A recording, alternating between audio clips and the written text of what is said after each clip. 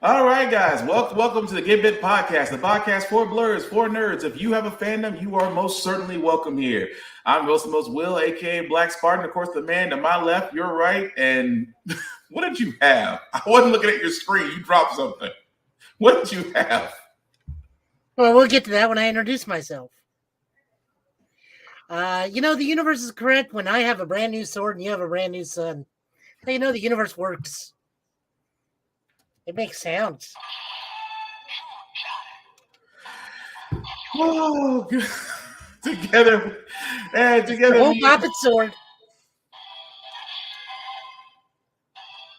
Oh, God. Together we are the Get Bit Podcast, much like the WWE old guys.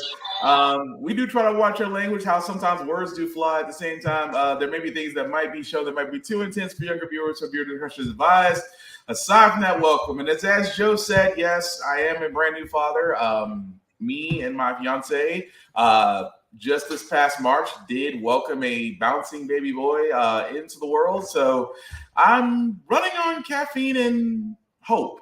But I'm not complaining. He's doing well, and I know Joe held it down for the podcast while I was gone. So, sir, thank you for that.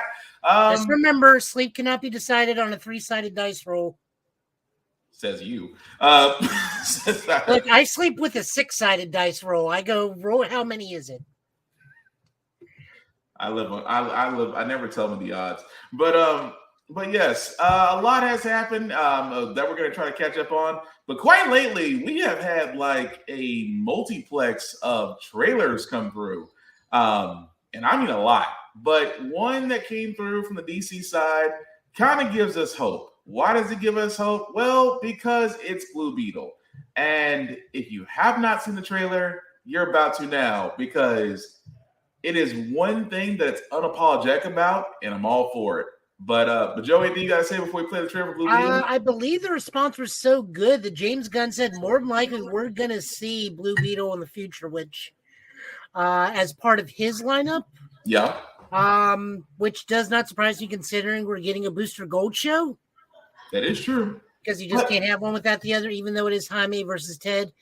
And finally, because Will wasn't there, I got to see Old Man Yells at Cloud as people were being either racist or complaining it wasn't Ted. As someone who cosplays as Ted, shut the hell up. Yeah, the dark side of Twitter. But anyway, here's the trailer. Who said anything about Twitter? This was Facebook. Oh, wow. Zuckerberg's been asleep. Anyway, here's the trailer for Blue Beetle. Excuse me, Mr. Reyes? You finished scraping the gum off that lounger or what? Everything right now feels so out of reach. You always land on your feet, bro. You're Jaime. They don't get out much. I just want to rock. Jenny? Guard that with your life, but do not open it. You went in to get us jobs, and all you brought back was a hamburger? Okay, I don't think it's a burger. You haven't looked? What the hell is that? How did you get it to do that? I think he likes me. It's on your back! Get it off! Get it off! Jaime. This ain't what you want. This ain't what you want. This ain't what you want.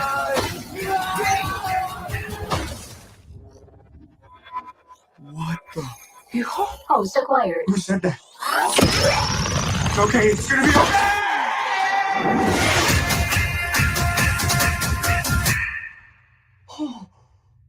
Oh, that's space. Re-entry systems ready. Wait, no. This ain't what you want. This ain't what you want.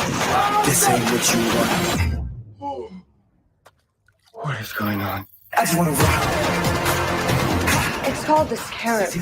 It's some kind of world-destroying weapon. It's designed to protect its host. This ain't what you want. Sometimes it does what you want, and sometimes it doesn't. Body out of here. I think I cut a bus in half. The Scarab chose you, but it belongs to me. The low you feel for your family makes you weak. I just want to rock. won't kill my vibe. Stand on my money, don't lose my side. The universe has sent you a gift, and you have to figure out what you're going to do with it. That's my heart. 1, 2, 3, 4, go up to 5. Whatever you can imagine, I can create. Let's party. Yeah! Nice choice. I just want to rap.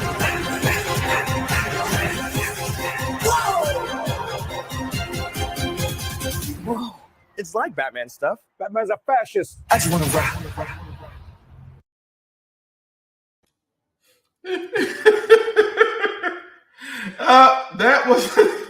That's the trailer for DC's Blue Beetle. As you can see, it comes out August 18th, so it is coming out this summer. Oh, Batman's a fascist. That was funny. Joe, I can see why James Gunn is very, very high on this trailer. Because, well, number one, it is unapologetically Latino, and I am for it. Mm-hmm.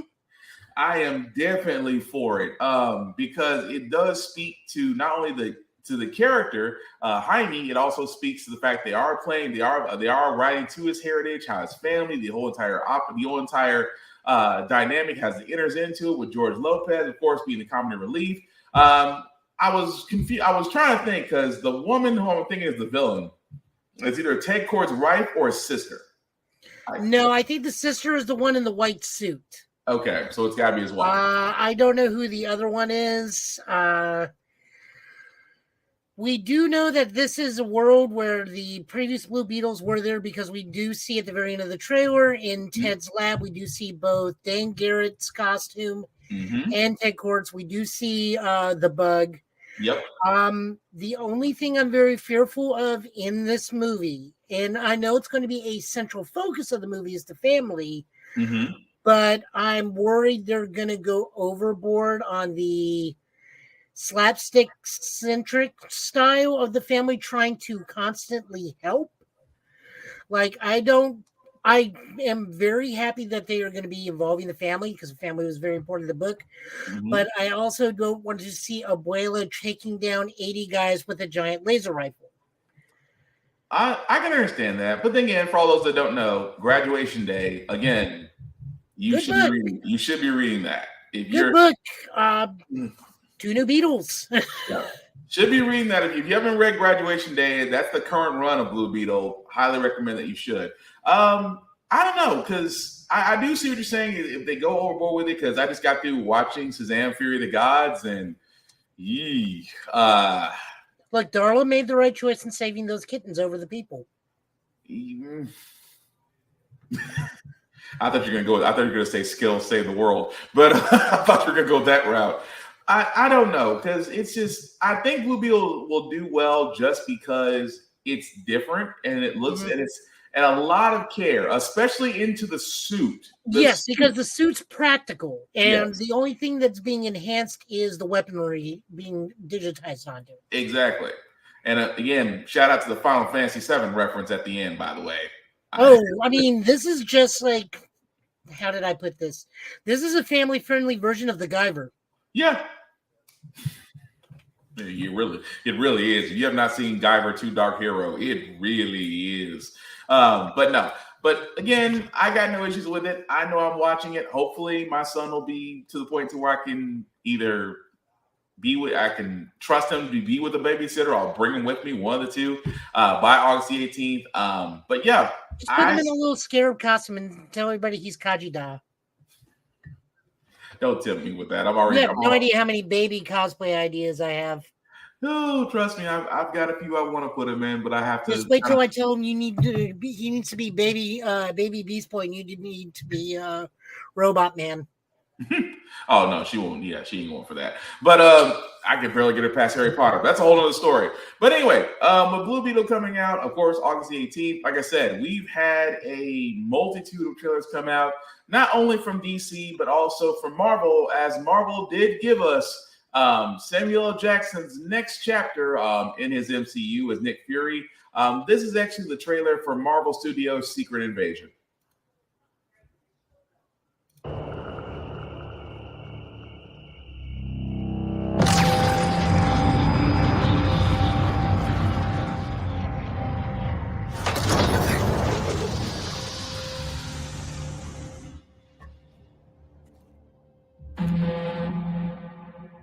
years, you've been avoiding Earth.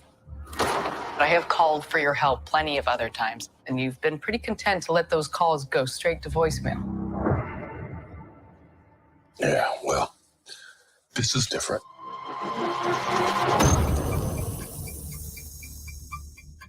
How much do you know about your security detail? What do you mean, how much do I know about him?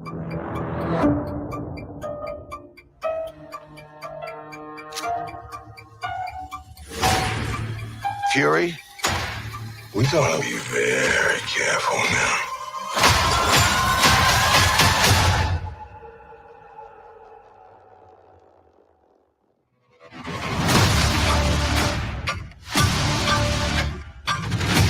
You're in no shape for this fight that lies before us.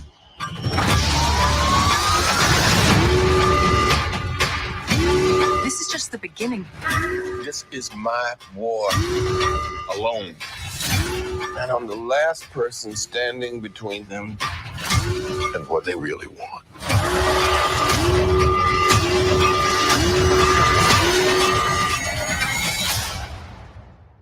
And what is that?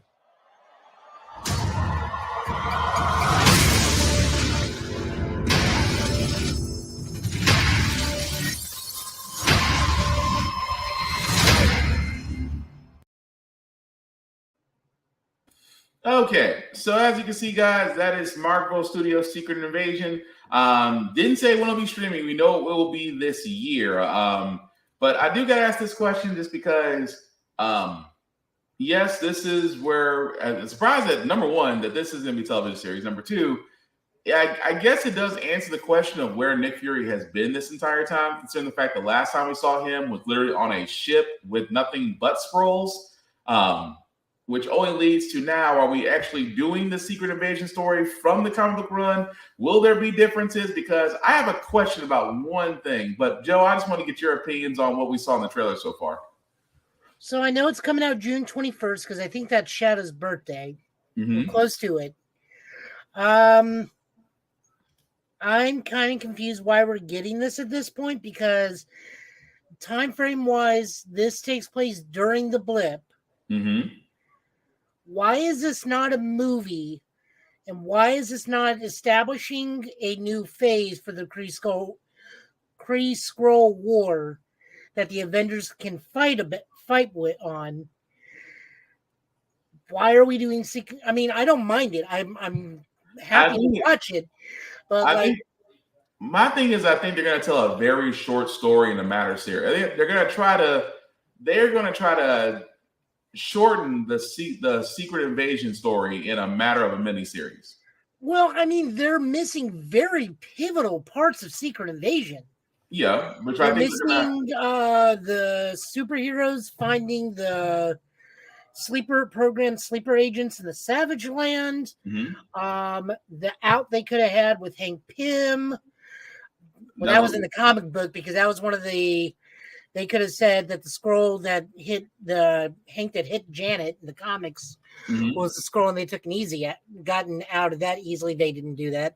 But let's not also forget Reed Richards actually developing the technology to determine who's a Skrull and who's not. See, I think that's what the eye patch is for because Nick Fury doesn't have the eye patch in a lot in this trailer. And then at the end he does. So I'm guessing that's an overlay on his eye that lets him tell who it is and is not a Skrull. I guarantee you that's why he brings back the eye patch.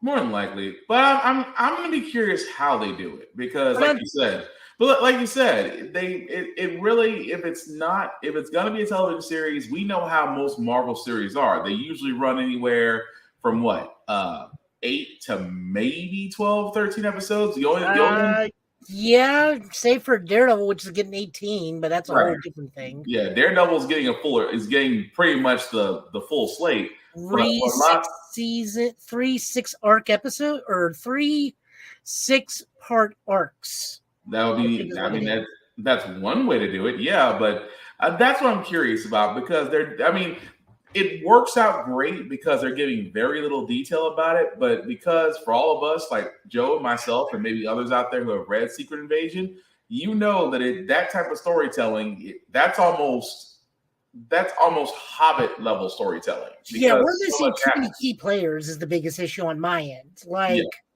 the whole point of Secret Invasion was so Norman Osborn can get into the good graces of the public eye and take control of S.H.I.E.L.D., form Hammer, and form the Cabal, which is the antithesis of the Illuminati. Like, that was the whole point of Secret Invasion, was really to put The Norman on Illuminati. a grander stage. Yeah, which it was.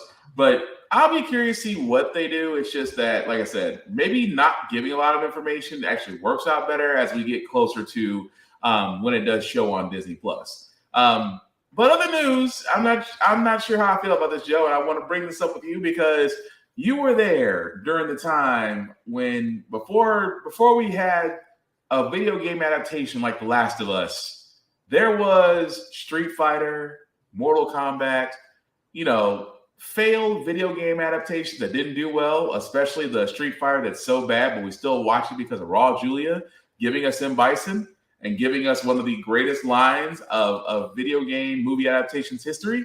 Well, What are you talking about? The best line of that whole movie is Zangief going, "Quick, change the channel." oh no! To me, it'll always be that half speech he gave to Ming Na Wen as Chung Lai. For you, it was the greatest day of your life, but for me, it was Tuesday. Shit, rest in peace, Raw Julia, because there will never be another M. Bison like you. But anyway, what I'm getting to, guys, is that Legendary Entertainment has acquired the Street Fighter movie and TV rights, which means that they are developing, supposedly, and again, this is right now allegedly. This is all allegedly. Nothing has been said. Only the fact that Legendary Entertainment has acquired the movie and TV rights, which means that either A, we're going to be seeing a live-action Street Fighter movie down the road, or a television series, or both. But like I said, everybody remembers the 1994 release with Jean-Claude Van Damme, Raw Julia, movies that were so bad, but yet that is all we had back in 1994. Of course, with Street Fighter, like me and Joe, we're both waiting for the video game Street Fighter 6, which will debut in June of this year, if you haven't already pre-ordered it. But Joe, just your opinions on this, because like I said, our history with video game adaptations outside of The Last of Us have not done well. Do we think this is probably another one and done situation or a dud just waiting to happen? Well, let me phrase it this way. Video game adaptations going to theaters have been hit and miss. Video game adaptations that have gone straight to DVD, we still have the best Street Fighter movie in Assassin's Fist. True. Like, hands down, that is like the best one. The fact that those two are so hyped to get a copy of Mega Man 2 is still tickles me. And the best line in that movie is, all right, Sensei, but still, seriously, who the hell's Dan? Yeah. Yeah, I mean, the Street Fighter license has gone through some things. We've had Street Fighter the movie, The Legend of Chun-Li. Let us not forget the USA Cartoon Express version of Street Fighter. And it's even more maligned version of Darkstalkers, the animated series. Oh, yep. Yeah. I mean, the only acceptable adaptation was Mega Man. True, because it was done well. Mega Man was actually done well. But I don't know. I mean, like I said, I want to give it hope because we have seen video game adaptations. We've seen one so far. One out of the last, let's just say, 30 to 40 attempts. We got a few that were good, but but let's be honest, the goal here is live action. And I'm not against live action, but I do think when you're doing video games, you're trying to introduce reality and logic to a place where it doesn't apply. To me, that'd be like you're trying to do a movie about Ninja Gaiden, knowing full well you shouldn't. The closest you'll get to Ninja Gaiden is probably Ninja Assassin, and that was a whole bunch of CGI. Well, I mean, let's just face it. The majority, if you want a competent thing, it goes to anime. Mm-hmm. Street Fighter 2, the animated movie, not Street Fighter Alpha. Yeah.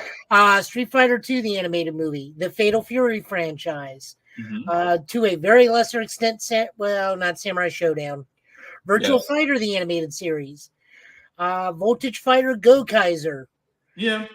There's nothing wrong with animated because, again, Mappa, Madhouse, Ghibli Studios. I can keep going down a list of animation studios that have done great work.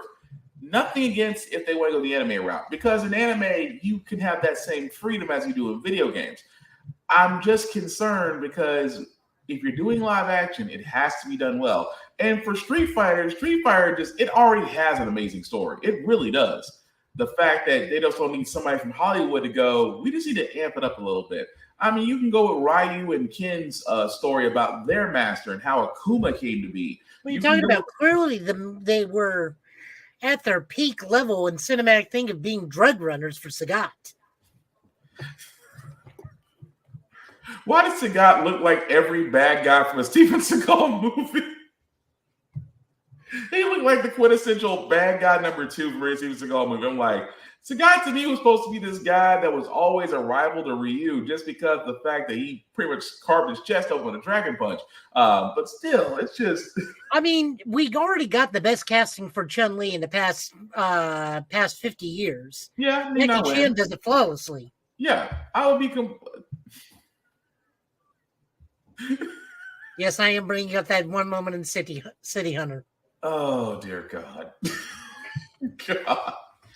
I would say this, that, it depends on what they do. Like I said, this is all speculation. We don't know what Legendary Entertainment will do, but let's be honest, movie or television both is eventually coming down the pipe. So, I mean, well, just this one last touch. I actually kind of trust Legendary because Legendary's been doing pretty okay on us by the Godzilla Monsterverse. Yeah. So, I mean, they handle Japanese properties well.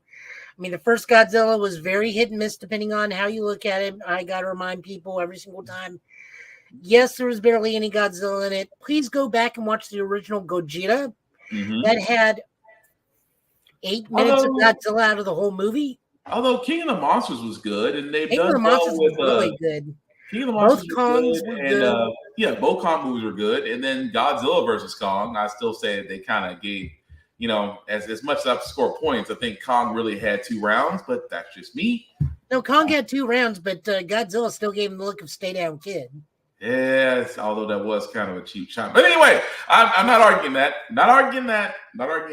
But you're right. There is a little bit of leeway we can give Legendary Entertainment on that. But like I said, it's just no wrong. I understand that a movie can be done well, but there are just too many outside factors that can have a great movie idea go really crappy. And trust me, Resident Evil is a great example of that. But I also want to know your opinion, Joe, on this as well, because speaking of movies, we all remember Solo, a Star Wars story, where a lot of people, and also Solo really wasn't a bad movie. It just had bad timing on when it came out.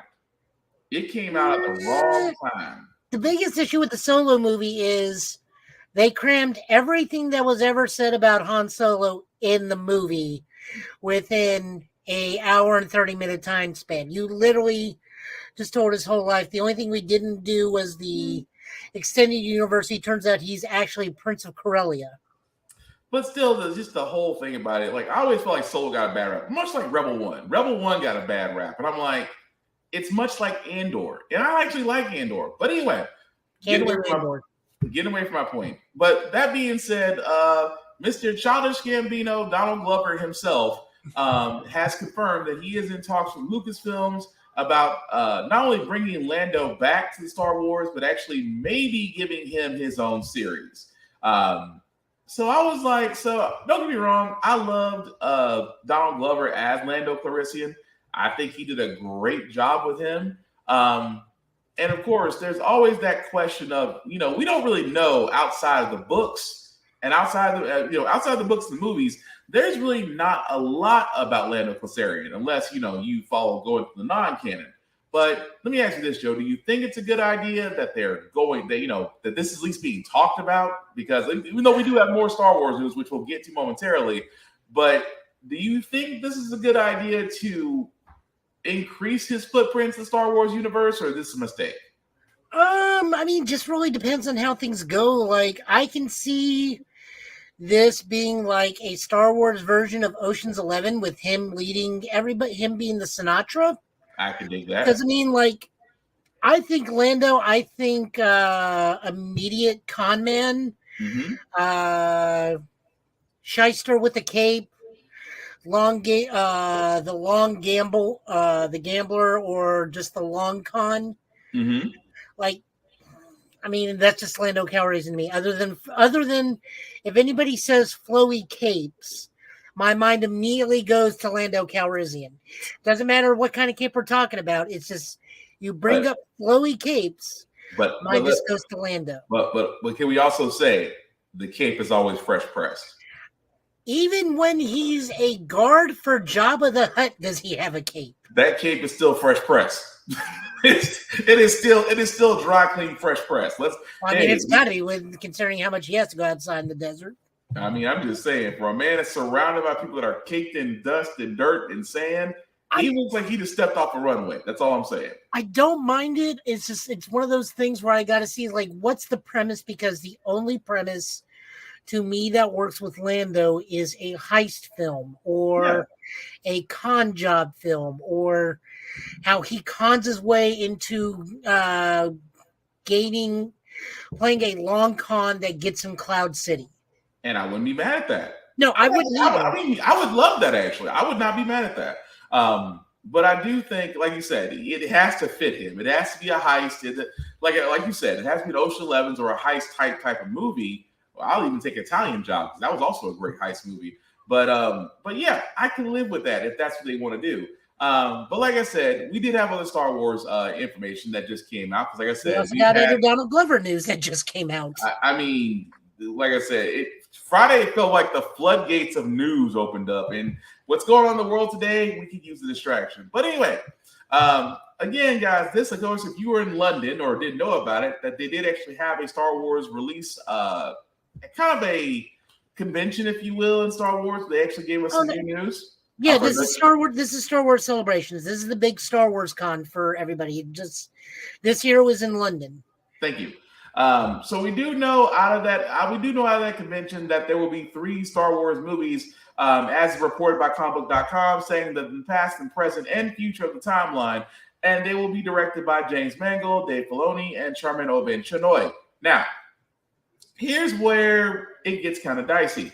We do know that out of these movies, James Mangold's movie will go back to the Dawn of the Jedi, while Dave Filoni's movie will focus on the New Republic and close out the interconnected stories told in The Mandalorian, Boba Fett, and Ahsoka, which we'll get to a little bit later, and other Disney Plus series. Of course, and forgive me if I mispronounce this, Charmin Oben-Chinoy's film will be set after the events of Rise of Skywalker and will feature Daisy Ridley's character Rey as she builds a new Jedi Order. Now, here I can sum it up very easily. Star Wars Episode 10. Everybody's mad. Okay. Okay. Well, let me say this. Let me start with this, because if I start with this, I think it won't be as bad.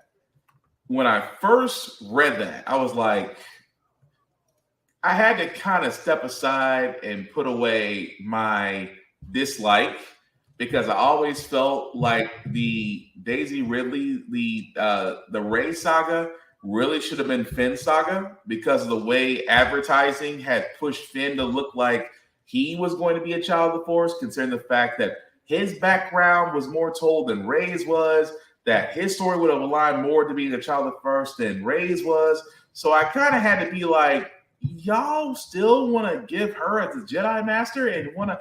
So I had to step back a little bit, because that was my first impression. Then I thought about it. I said, well, if we're going to continue the storyline, technically, Rey being a Jedi Master, which I still think is a little bit of a weak sauce story to tell, because technically the only training she went through was with Luke and her battle with one Sith Lord. It just wait, shake your head, Joe. Because she did have extensive training with Leia.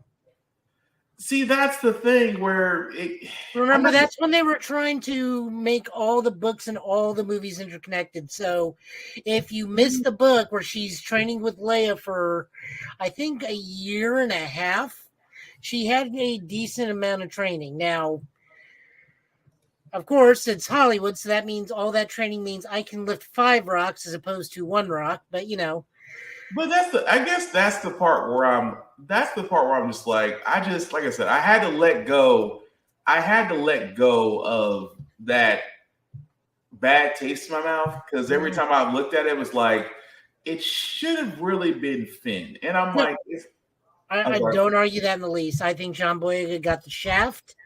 He most definitely should have been as force sensitive as Rey, if not as powerful, and had his own side story. Like, let there be 2 Jedi.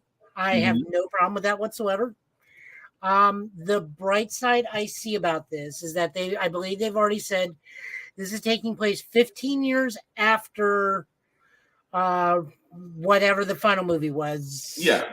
The final movie is The Rise of Skywalker. Rise of Skywalker. Yeah. So this is 15 years in the future. We get Rey building a new Jedi Order.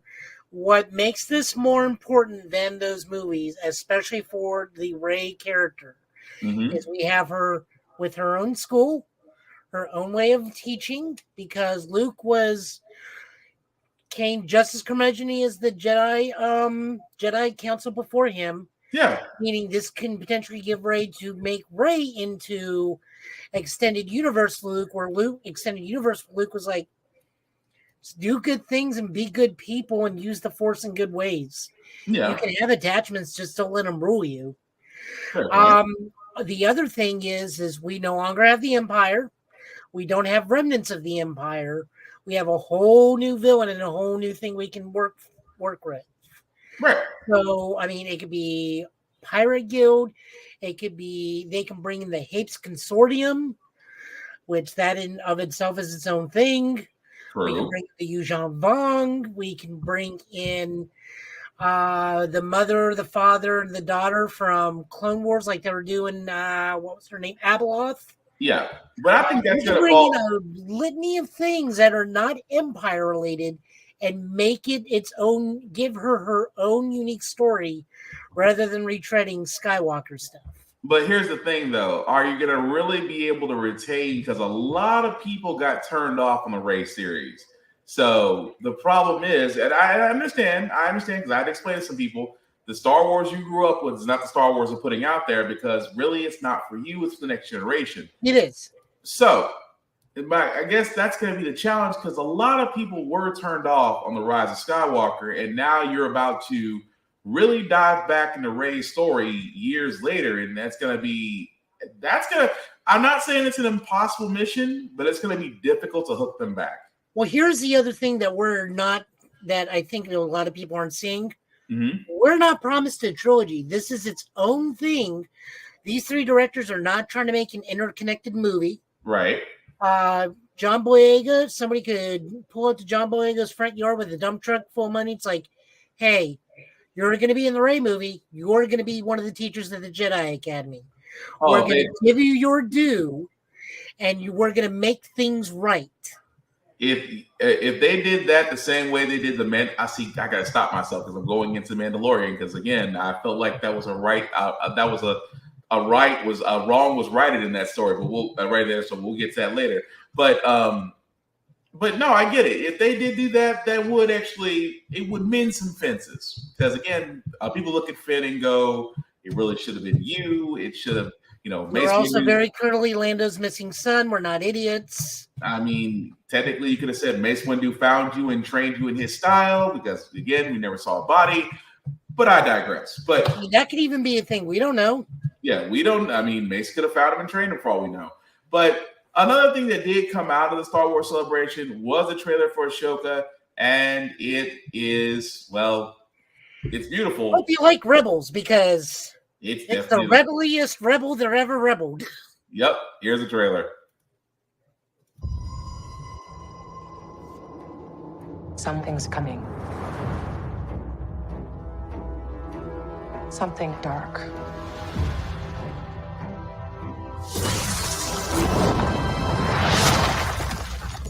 I sense it.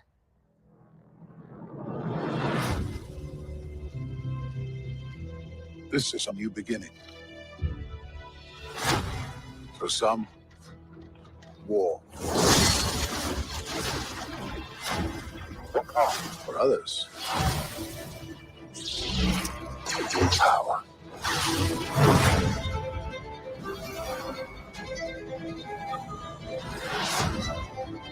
It's been a while. Things have changed. I started hearing whispers about Thrawn's return as heir to the Empire.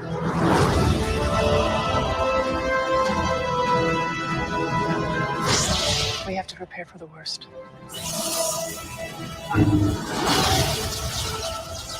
The Jedi fell a long time ago. There aren't many left.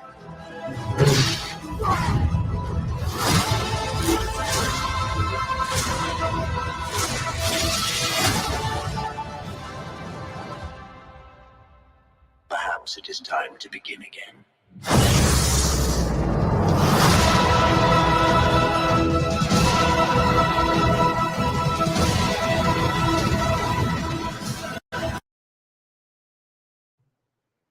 And that was Star Wars Ahsoka. As you can see, it'll be streaming in August, and it is freaking beautiful. And as Joe has said, and I will let him say it again. Hope you like your Rebels, because it's the rebellious rebel that ever rebelled. Like, it starts with a Lothcat. We're on Lothal. All of the voice actors that are surviving characters in Rebels for the women are coming back. So here's voice actress is playing Hera. Sabine's voice actress is going to be Sabine. Dave Filoni is coming back to be the drunken, very sailor cursing droid Chopper. We've already seen Zeb in The Mandalorian as reprised by Steve Blum. I have no idea who's going to be Grand Admiral Thrawn. For me, guessing it would be Benedict Cumberbatch, but he's too busy being strange. True. Maybe Mark Thompson will also play him. I have no idea how tall Mark Thompson is. I know they have to recast Ezra because he's going to be slightly older because this is the same time period as The Mandalorian, from what I understand. As I said, hope you like your, and I think David Tennant's back as the medical droid. Yes. I'm down for that. The only thing that really confuses me are, I know one of them is an Inquisitor, but the other two have not red lightsabers. They look like they're bronze colored lightsabers. I've been trying to figure out who they are. I have not been able to put them together. Because they're not Inquisitors, because this is after the Empire. Right. In bronze sabers, I'm like, I've been trying to put that together. I looked at that trailer 10 times and can't figure out who those two people are. I mean, I'm looking at it and I'm wondering if it's the way the trailer's cut and the effects aren't done and those are going to be red lightsabers in the grand scheme of things. Those are like bronze sabers. That's why I'm just like, there's somebody, but I guess that'll come along. But I guess we'll find out come August. But again, I'm not complaining because number one, aside from that, The Bad Batch, which we haven't mentioned a lot in their second season, but also good if you haven't seen it. Oh, yeah.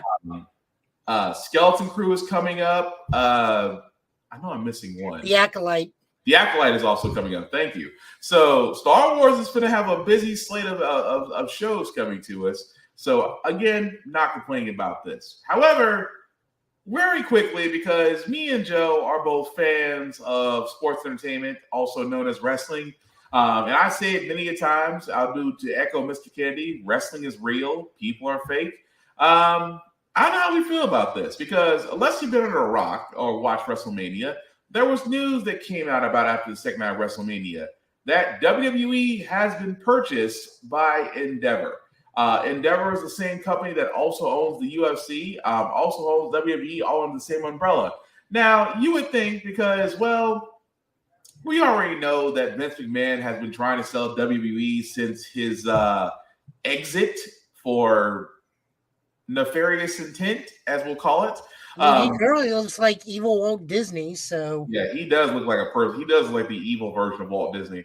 But the reason why we're bringing that up, guys, is basically because of the sale to WWE, the plans in place actually has Vince McMahon back in creative control of WWE. So unless you have seen, this week's Raw, this week's NXT, and tonight's SmackDown, you will see that a lot of things have changed. Basically put, because Vince is back in control. Let's rephrase that. We've seen a lot of things change back. Yeah, a lot of things changed back to the to where Vince thinks is great ideas. Cody Rhodes went from facing Roman Reigns for the WWE title to now beefing with Brock Lesnar. Long story short, guys, this is the one thing that we were afraid of when Vince came back, because Vince feels out of touch when it comes to today's wrestling and sports entertainment, how stories and angles are written.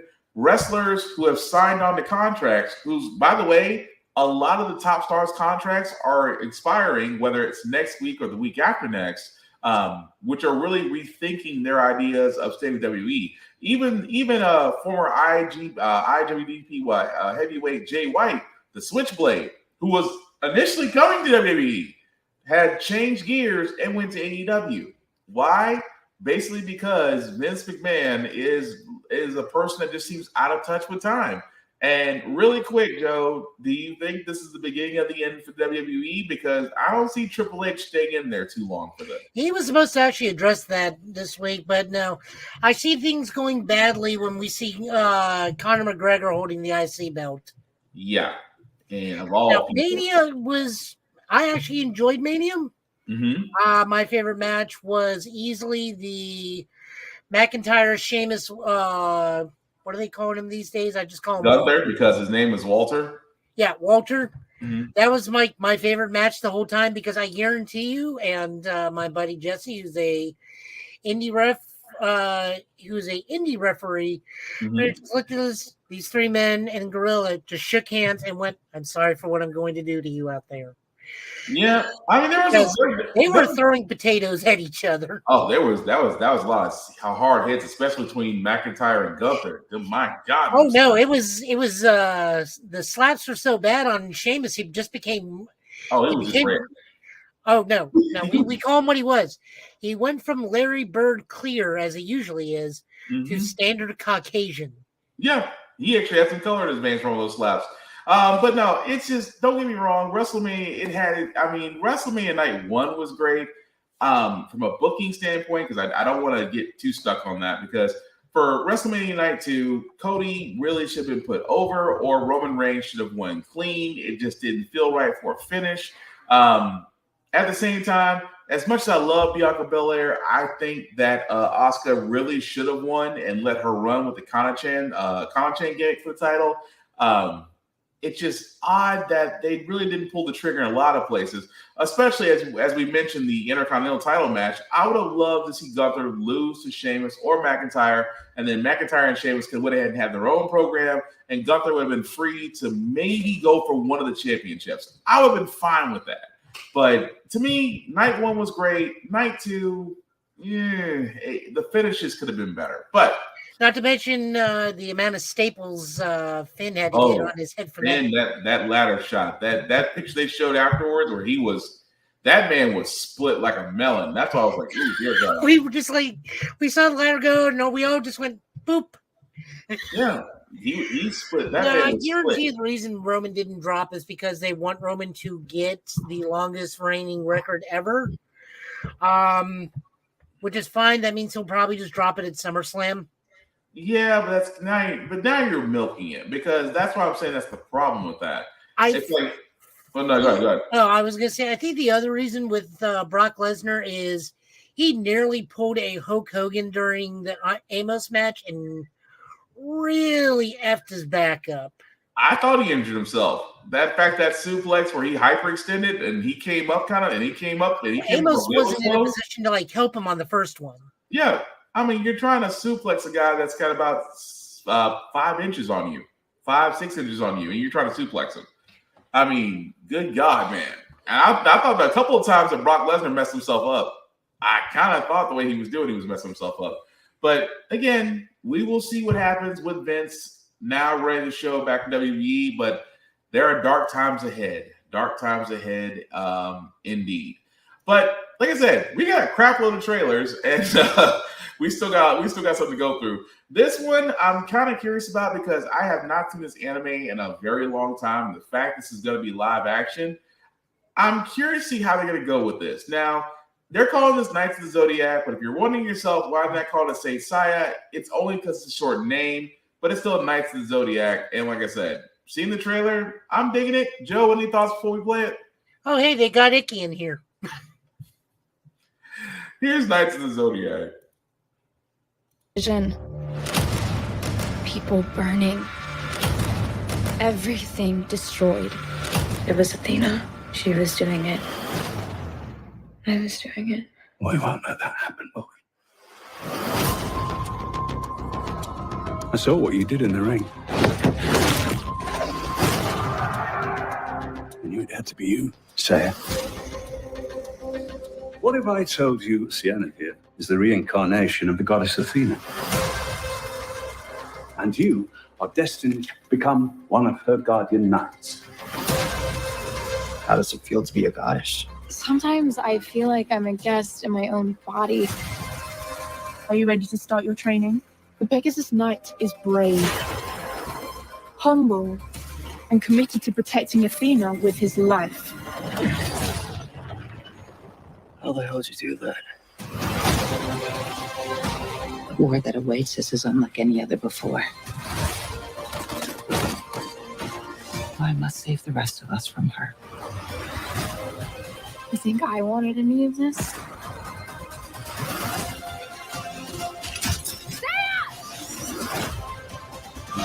His power is a liability. Once he learns to control it, no living man will be able to stop it.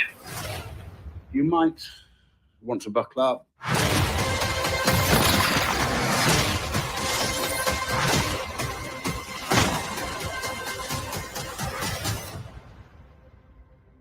Thought you were the only knight in town?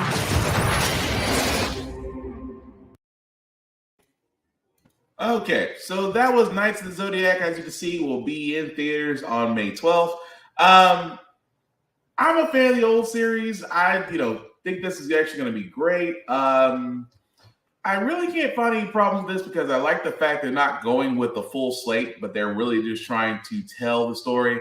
And who could not hate on Sean Bean still somehow making it alive through one series? But Joe, any thoughts on it? I mean, they're only going to cover the first arc, which is the Dark Knight arc, which means that this is going to end with this movie's going to end open-endedly so they can try and get a sequel. I do not foresee this going very well in the theaters. I mean, this is really reaching. This is the only advertisement we've seen for it. Yeah. Props that we are getting in probably an Asian American lead. They're going to do their best where they can. Mm-hmm. I'm a giant Saint Seiya fan. I like that Phoenix Icky is popped up in this. We do not see the other three knights, however. Which I think they're gonna. I thought was kind of odd, but now that you mentioned they're doing the first arc, that really does make sense. Famke Jensen is gonna be Eagle Marin, which is weird because Eagle Marin doesn't come till later. Seiya's trainer is Shayna. Yeah. Orphan X Shayna. So, I mean, this is the fan in me versus what we're seeing on the screen. I mean, I'll watch it at some point, maybe even see it in theater, but it's one of those, unless they really heavily promote this going forward, and they got a little bit over a month to see it, it's going to be a flash in the pan. Yeah, it might be low production, but hey, as long as I'll still give it a fair shot. But speaking of things that are short, moving to the next trailer, because this trailer is exceptionally short, we did get a little bit of a teaser trailer for My Adventures with Superman.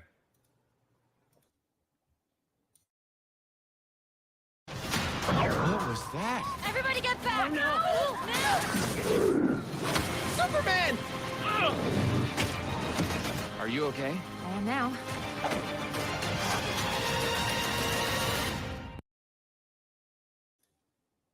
See, I told you it was short.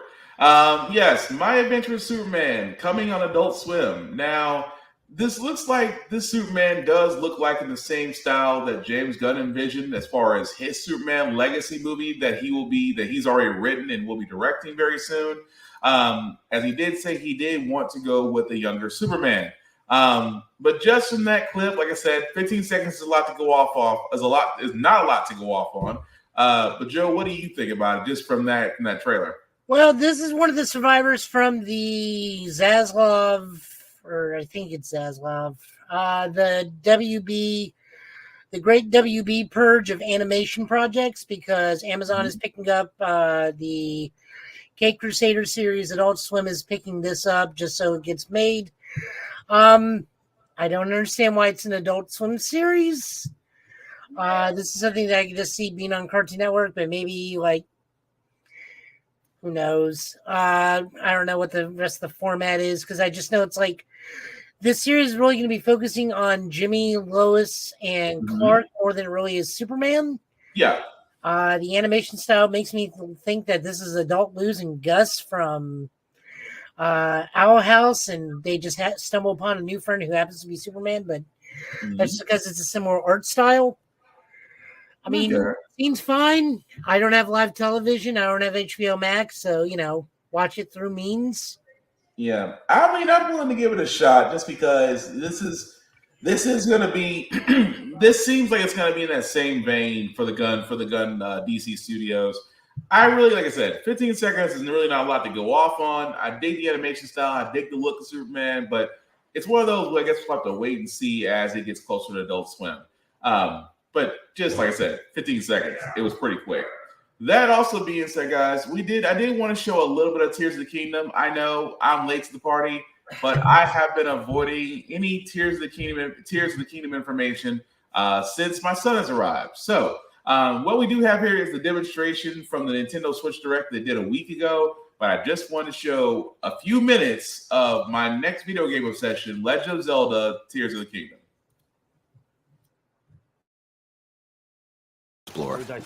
Of course, it's not just the same world as is. It's changed in many ways. If we talk about all of the changes today, we'll run out of time, so we hope you'll seek them out for yourself when the game launches. In this game, the vast world of Hyrule reaches high into the sky. You'll notice some landmasses floating up there. We call them Sky Islands. You're probably wondering something. How do you get to the Sky Islands when they're so high up? If we take a look, something's falling from the sky. Do you see it? I wonder what that is. Let's head over to it. We're almost at the spot where the object fell. Here it is. Okay, let's use one of Link's new abilities. If you do this on the rock that just fell...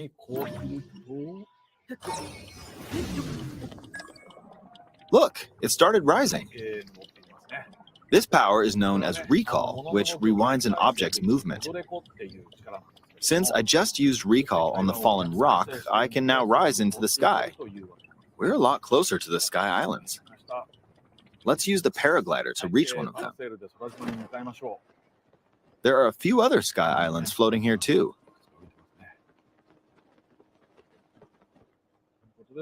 I made it. There are lots of ways to reach the Sky Islands, so we hope you'll try a few different methods. Okay, now we're on a slightly bigger Sky Island. Just like on the surface, there are several man-made structures. Some trees are also growing here. You won't see many of those yellow trees on the surface, though. Okay, so I didn't want to go too much into it, guys. Like I said, it is a 15-minute demonstration, but I just want to show a little bit of it because, like I said, me and Joe are both huge Zelda fans. I know there's plenty of Zelda fans out there like yourselves that have seen Tears of the Kingdom, have seen the trailer, have seen the gameplay. I am not against it. I think it's going to be great. Like I said, it's going to probably be my next obsession. Joe, any thoughts that you had on Tears of the Kingdom? I mean, the thing that worries me the most about this is we're still not hearing anything about dungeons. Right.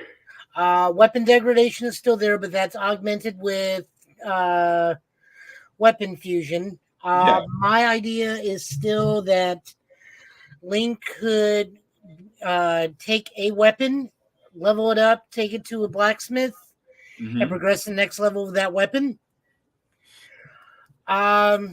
I mean, I'm going to get it and try it. I was not a fan of the first Breath of the Wild because the mini dungeons bored the crap out of me, and your ultimate goal is to fight a giant pig fart cloud. Although, shout out to whoever figured out how to get the Master Sword very early. Thank you for that. Whoever figured that out, thank you. Once the story got moving, the game got better, but still your ultimate goal was to defeat the fart cloud. Yeah. It's just like, I don't care. Like, I don't care. So hopefully this Ganon will be... It is my hope that this Ganon will match my favorite Ganon, which is the Wind Waker Ganon. Okay. Who is, like, quite philosophical about how the world works and what he wanted, what his reasons for it, rather than just, I'm Ganon, I'm evil, I'll eventually turn into a pig. I mean, I'm currently doing Skyward Sword HD with we'll call it a Pro Controller. That's making a world of difference. Yeah. So somewhat enjoying that, but this is going to be one of those things where I want to see how the story is and if we get dungeons. If we don't get dungeons, I'm not getting this. Like, I think they'll include dungeons. I think that because dungeons do make up the game. They really do. Outside of a few things, dungeons and their challenges and the Master Trials really do make up the game for Legend of Zelda. So I have faith that we will see dungeons in Tears of the Kingdom. I really do. I really think so. I would like it to be elevated to be more challenging, but I think they'll make that work. But again, we'll find that out. I still gotta play Skyward Sword, but oh dear God, I got a backlog of games. But anyway, moving right along, guys. Like I said, we have trailers. That news that came out. Have you ever wanted to see Indiana Jones just really be old man, get off my lawn guy? You're gonna get that because I'm still gonna watch it. And Joe, I want your opinions on this too, because the next trailer we're gonna show is Indiana Jones: The Dial of Destiny, and I kind of feel like this went from nostalgia to maybe a little bit of money grab. But you guys watch the trailer and tell me. Wait, there's a new trailer? Yep. Huh. You may have already seen this. Just let me know.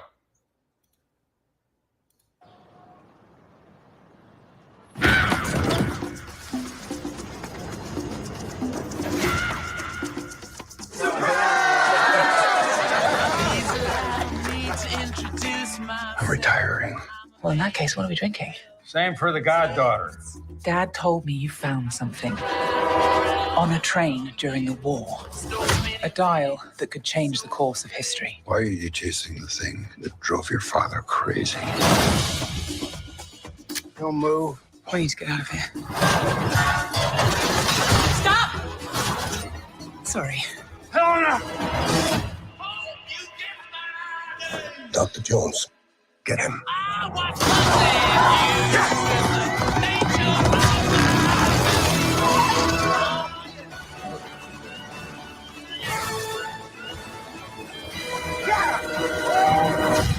Hitler made mistakes, and with this, I will correct them all. you stole it. Then you stole it. And then I stole it. It's called capitalism. This way! Fasten your seatbelt. There might be some turbulence. You've taken your chances, made your mistakes. And now a final triumph. Indy! Give him hell, Indiana Jones! A few times in my life, I've seen things. I've been tortured with voodoo. Been shot 9 times, including once by your father. Ah, sorry! But I've been looking for this all my life.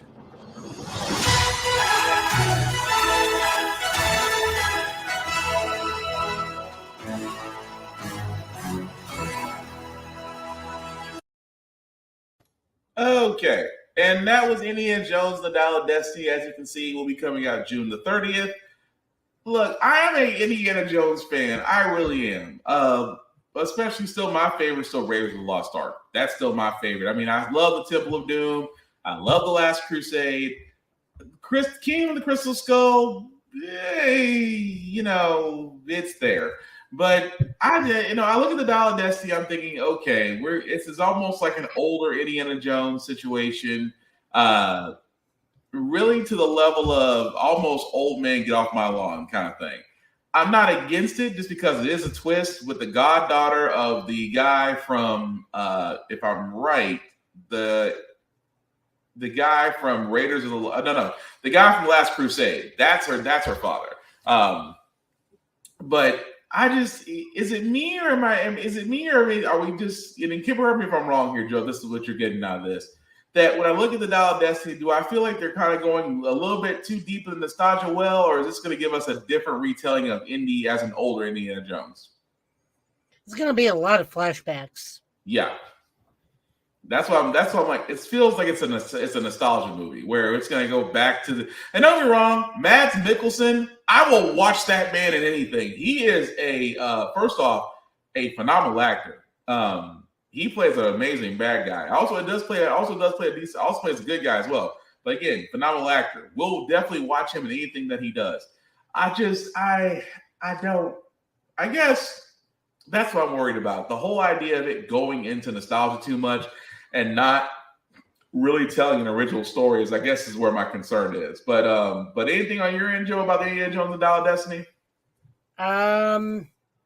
Go try and find young Indiana Jones, which is still the best version of Indiana Jones. Yeah, I mean, arguable, but yes.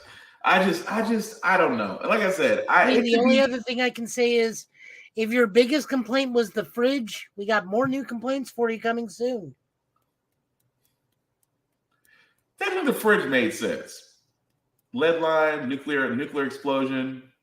I mean, it did. It's going to be hard to argue with Shia LaBeouf, but Yeah, I'm like, well, Hollywood tried.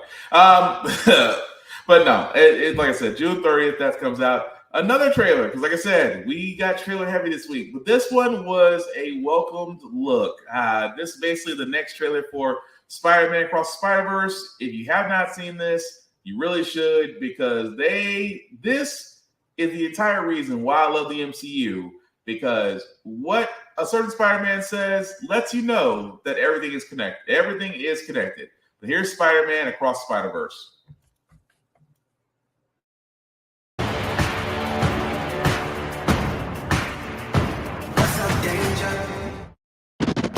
My name is Miles Morales. I'm Brooklyn's one and only Spider-Man.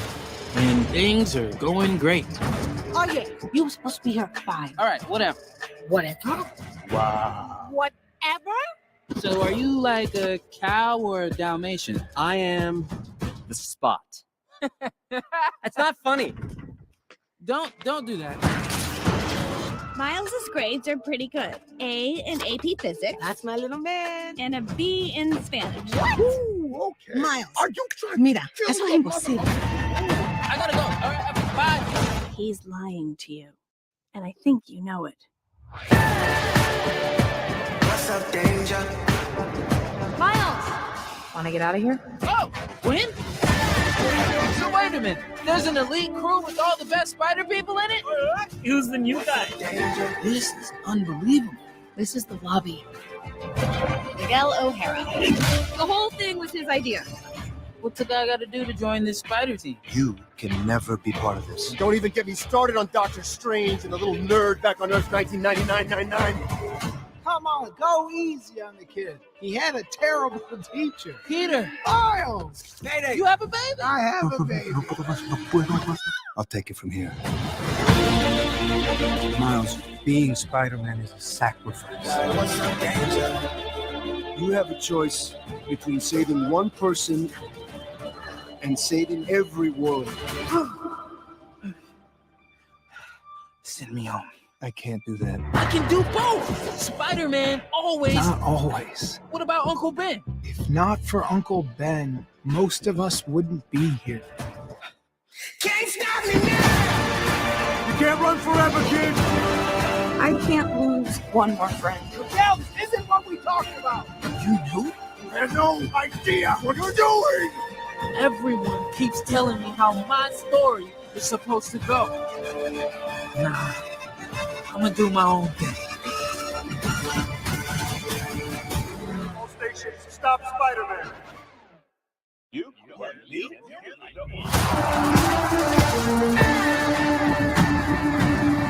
And then I looked at my uncle and...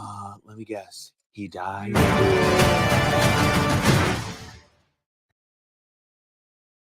Oh man, that looks so good. That was Spider-Man Across the Spider-Verse. As you can see, guys, June the 2nd. There is no words for this because again, very few movies that you still get the same feelings for. Again, Into the Spider-Verse definitely gonna be feeling for me just because What's Up Danger still works for this, and the fact of the leap of faith scene still gives me chills. And Across the Spider-Verse, I still feel the same way. Even though we're seeing a bunch more, we're seeing different variations, including one Scarlet Spider, which you have been very quiet about, Joe. They made me look pretty. You've been very quiet about the Scarlet Spider showing there. But no, it does. I mean, Oscar Isaac, if you don't know who that man is, you will know when you see him. He's actually voicing Miguel Herrera's Spider-Man 2099. So that's going to be interesting as far as that, because I still think that movie's still being split up into two movies. So we're getting this is Into the Spider-Verse, and I think the final one is Beyond the Spider-Verse. Yeah, Beyond Spider-Verse is the third movie. So I got no complaints about it. I'm just looking forward to really watching it. Kind of curious to see if we I still think that we're going to see, because Nicolas Cage, we reported this in our podcast a long while back. He wasn't invited to Across the Spider-Verse, but I still think we're going to see Spider-Man Noir somewhere down the road, if not in this movie, the next movie. But anything more to add to that, Joe? This is a slightly different trailer than what I saw. I got to see the international trailer. Uh-huh. There are some slight differences. We see that potentially Miguel O'Hara's choice was between his daughter and the world, which is why he's super antsy around Peter and Mayday. Yeah. The other thing I was wondering is so did Uncle Aaron's death just not mean anything last movie at all? It's kind of like a blip on the radar. But then again, it could be the way the trailer's cut. Yeah, I mean, this is clearly going to be making a choice between, I guess, his dad. Yeah, and the thing. I still say also his mom snapping in Puerto Rican lets you know that you've done wrong. Oh yeah, but I still say since Into the Spider-Verse, his dad knows who he is. He knows his identity. He knows he's Spider-Man. Oh, I think both parents know who he is. Yeah. Because the initial trailer we got where the mom's talking about, hey, take care of the little boy I raised. That's also oh, you both know, but you're just not telling him. Right. Although the whole thing, you got to be in Spanish, and yeah, you messed up. Anybody who's ever got a Puerto Rican mother or a mother of Latin descent, if you come back and you got to be in the native tongue, we have a word for you in Japanese and multiple languages that cross over everything. It is known as slipper. And that's you catching that. That's catching one. That's definitely catching one. But it's gonna be like Black Dynamite. It'll be just like, you like that? I hit you before I even threw it into the room. Jesus, you ain't lying. That Conchalla has some magical properties. But speaking of movies, I know Joe got to see Super Mario Brothers movie. I am waiting to see it. But Joe, since you got to see it, sir, what were your impressions on the Super Mario Brothers movie? It's a good. No, it was a very fun time. It's a very, very quick movie. It's literally only an hour and 32 minutes. The only real grief I have with it is they shoehorn in 80s music for no reason on some of these things. Like the training montage has I Need a Hero, and there's other songs. And they're the only one song I kind of agree with is No Sleep Till Brooklyn. But this is also Easter egg galore. Okay. Like the bar that they hang out with is one giant Easter egg. Multiple areas of the movies are Easter eggs. Just it's everywhere you look. If you are a Nintendo person or a Nintendo fan, or you just know where to look or what you're looking at, there's an Easter egg almost at all times. Pratt does an okay job there. His voice gets high when it needs to. Charles Martinet does make an appearance as a character. Okay. Charlie Day makes a good version of Luigi. It makes me want to have a Luigi's Mansion movie. I don't know who the kid they got to be the Luma in this. But this Luma is the one Luma that Rosalina definitely did not hug enough. Damn. He is a very nihilistic child. Damn. Even the end credits. There are two after scene credits, exactly what I thought it would be too. The biggest thing for me, without giving too much away, is you meet the entirety of the Mario family. Okay. Like the entirety of the Mario family. The mom, the dad, the grandpa, either older brother or uncle and his wife. Okay. Yeah. You also one of the reasons behind the white gloves. Seeing Mario without gloves is kind of like a weird thing. Creepy, isn't it? Little bit. I said I enjoyed it. They actually kept within the rules of the game too. So they say, oh, hey, here's a power up, but if you get hit, you lose the power up. So, I mean, they even kept game rules. It was just a fun time. I know the critics were looking for like very deep character moments, but I've been sharing in the group chat for news. Like, this is on track to be Illumination's like best, highest grossing film, probably getting close to $200 million, like within the first week, getting very close to that in a 5-day viewing. I really enjoyed it. It was a lot of fun. Are you getting some deep character retrospective? No. This is Mario. You don't need to know that much about Mario in a Mario movie. Like, your things are very there. The cool thing now is, though, we are moving away from the trope of Princess Peach because Peach is like hyper competent in this movie. Okay. Almost like she was in the old Nintendo Power mangas. To the point where it's, like she's that hyper competent of a character. Like, okay. More like the biggest one that needs saving in this is Luigi, just because they're playing off the trope of Luigi's Mansion's Luigi. I'm about to say Luigi's Mansion Luigi. It's not that he's incompetent, it's just that his anxiety and bad timing.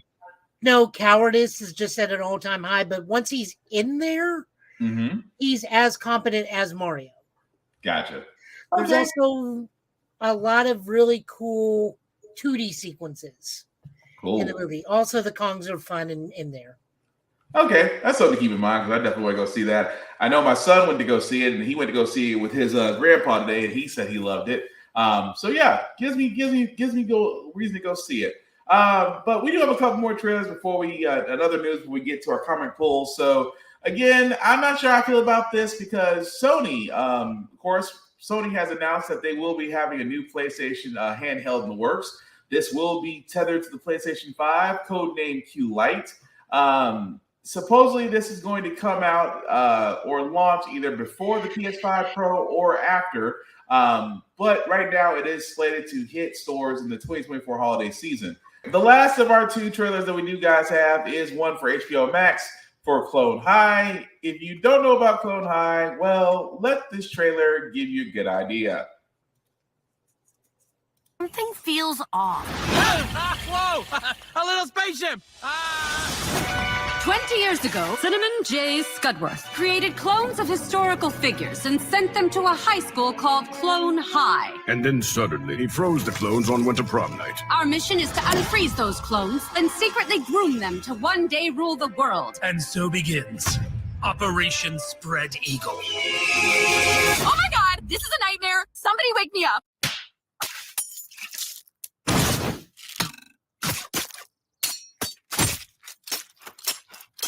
She's great. What's your name? It's Confucius. Harriet Tubman. JFK. Cleopatra. If it isn't Joan of Arc. I'm tougher bus. Do you know what my real name is? Christopher Columbus. Cool. Not cool. Frida Kahlo. Shred, Frida, shred. Where do you think you're going, Unibrow?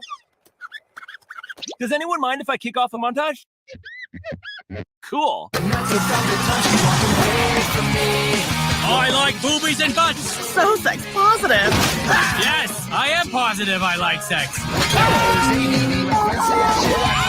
We have so many thoughts and unsolicited opinions. It's becoming clearer which clones have the potential to be world leaders.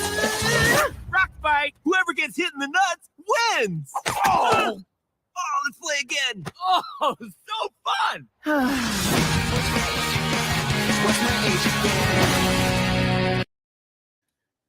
I'm not mad at that. I am not mad at that at all. That was actually for Clone High that'll be coming out on HBO Max relatively soon. I feel like I was like when I first read the synopsis, I'm like, you know what? Not mad about this at all. It's actually going to be pretty funny. Definitely not for kids. Please do not let your kids watch this. Please, oh please, do not let your kids watch this.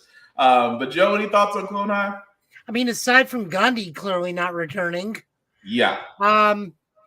Even though that was probably an accurate version of Gandhi as a teenager from what the stories of his youth was like, because Gandhi was a party dude in his younger years and then became a holy messiah in his elderly years. But, you know, what does history teach us? No, I mean, I'm fine with it. I loved Clone High. I liked watching it on YouTube, and just until recently when everything got taken down and scrubbed, because I think it's on HBO Max proper now, but as it should be. It kind of needs to be seen. It's one of those like Up with Daria. You just got to watch it. Yeah, fair point. I don't know how well this one was going to go over. I like the fact that we got Confucius. The Harriet Tubman on a Roomba was a little odd and poignant, but you know. Well, why are we expecting anything different? Especially with the routes they're going with. But we'll give it a shot. I mean, at least it's not Rosa Parks on a thing. Thank God. I thought that would probably cost some hell for that one. But we'll give it a shot when it comes out. So, really quick impressions of the week's shows. We got to first start with the crowd favorite. We have to start with The Flash. For me, I am glad that the next episode is the last one. I mean, this was supposed to be it was already going to be a shortened season. You know, they basically took Red Death and trashed that in 4 episodes. Every other episode has been like being written by Legends of Tomorrow. And, you know, not to go into the last couple of episodes because really there's no point. They were really trashy, didn't go anywhere. Too many subplots had more mess than a person trying to make soup and realizing that they just didn't follow the instructions. Which this is why I'm saying by episode 9, I will be greatly happy that, you know, a series that did have so much promise at first will finally be put to rest. So that's about the best way I could put it. But Joe, any thoughts on The Flash? And it was better than last week. And, you know, I said what I said about last week. I love the fact that we have a trans hero in the thing. She was fine when she popped over in the John Kent Superboy book. Mm-hmm. The episode wasn't that great, but she did a good job. This week, I feel like this should have been the episode where they rescue the Legends of Tomorrow. Yeah. Just because we're dealing with Kronos, who, if you don't remember, was a big deal in Justice League the Animated Series because he got his own 2-part episode. Yeah. And I think it was the only time you got to see Hal Jordan for like a hot second. Yeah. In Justice League, but more importantly, you got adult Future Static in that one. Yeah. It was Batman Beyond. But, you know, I think the whole premise of these last 3 seasons is who is Keone and when the hell is baby Nora coming out? The thing that bothered me is why are we still with Chester and Allegra? Trying to figure out who they are. You're in a relationship. Great. This is the CW. You don't have enough time for twist turns and romantic backstabs and the most obvious trope of, oh, we need to talk more. Yeah. It like I said, it's good and terrible. But actually on the other spectrum though, Superman and Lois, which again, I got no issues with. They are going with the Bruno Mannheim / Inner Gang angle. The fact that we are going to be seeing a little bit more of Jonathan as he gets Jordan as he gets his suit, along with the goggles. But the episode where Clark almost ended a person. Well, he held back, but still, the whole look on everybody's face is like, damn, Clark, what you guy can get if that guy pulls a gun on your wife and hits your kid? You're blind. I'm like, if this was a Superman that had no morals, he'd be orbiting Earth by now. But I've got no issues with Superman and Lois so far. They are still holding to be a very strong television series in the writing. I am going to be curious to see what they do now that John Henry knows about Bruno Mannheim, and Bruno Mannheim is really acting more Lex Luthor than Bruno Mannheim, using his family as basically an insurance policy if anything happens to him. But again, I got no issues with Superman and Lois. I think it's been great so far. Hopefully they don't end after the season. I would rather hopefully them get picked up by HBO Max and continue on from there. But any thoughts on that, Joe? Well, I mean, Clark nearly took that S off and just put a U on his chest. Oh, yeah. Ultraman almost showed up. I don't know how I feel about the other suit for the kids, especially the goofy goggles. Like, if we're just going to start doing other Superman costumes, we already got Steel. Just give one of the kids the Eradicator suit and modify it to be for a kid. Yeah. The other kid's clearly getting the Connor Kent suit at some point. Just give the other kid the Bret Hart stunner shades and be done with it. I forgot about that. But no, I mean, it's still, like I said, I still think it's really great as far as what they were going with. But another thing, though, again, another show that came out, not really came out, but really quickly on this one as well.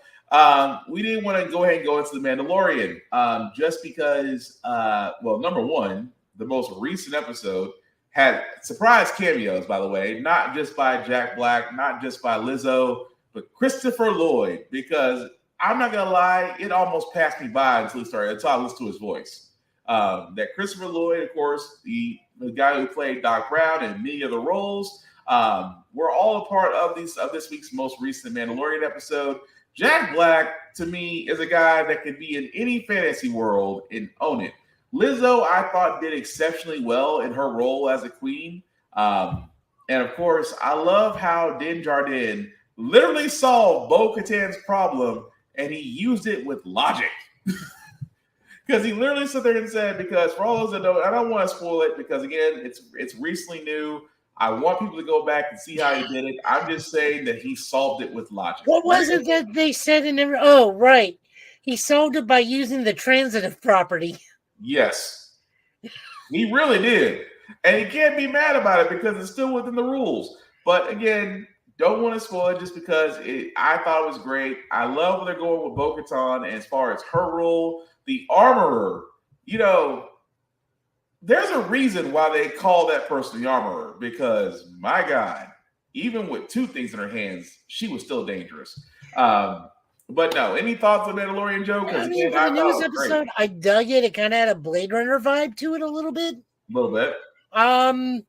I do like that Industrial Light and Magic gave a special thanks to Christopher Lloyd because it says like, hey, we've been working with you for like 40 years. Yeah. And you've been a mensch. Like, yeah. We said, and they even joke in there, it's like, we still have Judge Doom in our archives if you ever want to do anything with it. It's like, because we worked with him in, I think, what do they say? Your time in Star Trek 3. Mm-hmm. The entirety of the Back to the Future franchise was them. Yeah. Roger Rabbit, and now this. Yeah. The man has a long longevity, but loved his character, Mandalorian too. I would say the other thing that stood out is I can generally believe that Jack Black and Lizzo are married in that universe. Yeah, it worked out. It was believable. The fact of just Jack Black, yes, we have a problem, my auspicious queen. And don't get me wrong, I love Lizzo because Lizzo, number one, phenomenal talent as singer. But the fact that in another interview, she sat there and said that when she got offered the role, she bawled out crying because her dad introduced her to Star Wars. And then unfortunately he passed before he could see her in a Star Wars role. So that hit home for her, but she owned that role to me. What was the other thing I was going to bring up? You can also tell Jack Black was looking for where's my singing part in this episode? Yes. Today, the Tenacious D part of him was coming out. You could tell. The Tenacious D part of it all was coming out. Yeah, just a bit. I was waiting for Kyle Glass to come out somewhere, honestly. But what are you gonna say? This is not a spoiler for Mario Brothers, but because Jack Black is Bowser, there is a musical sequence. I have to go watch that. I have to go watch that movie. I have to go watch it now. But again, Mandalorian, no issues, love it. And that's really all that I do see get your pulls lined up. So let me go ahead and add this, sir, and go for it. Yep. So what did you think of this one? Because I did not see that twist coming, both figuratively and literally. I did not need to make that pun. I mean, I'm with you on that. I did not see that coming either. I mean, I thought the Yelchman fight would go a little bit longer, but yeah, that twist at the end. That's all I just said. What we're talking about is the action at the end. John, from the last issue, John starts going multiverse hopping with a Phantom Zone projector and tries to find Ultraman. Finds Ultraman. It does not go the way he wants. Fight ensues, and John's electric blue powers come out. Yeah. Apparently also changes his suit.